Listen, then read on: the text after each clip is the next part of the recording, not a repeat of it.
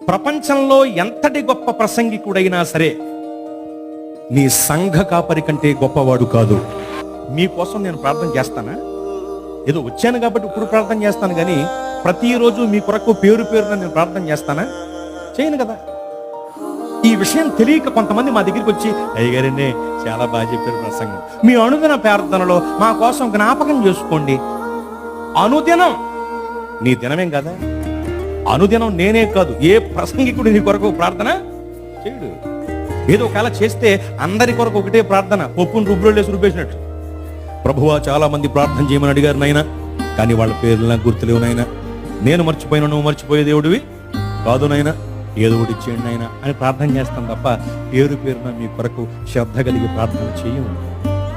మీ బాధను తన బాధ అనుకుని మీ కొరకు విజ్ఞాపన చేసే ఏకైక వ్యక్తి మీ సంఘ కాపరి మాత్రమే.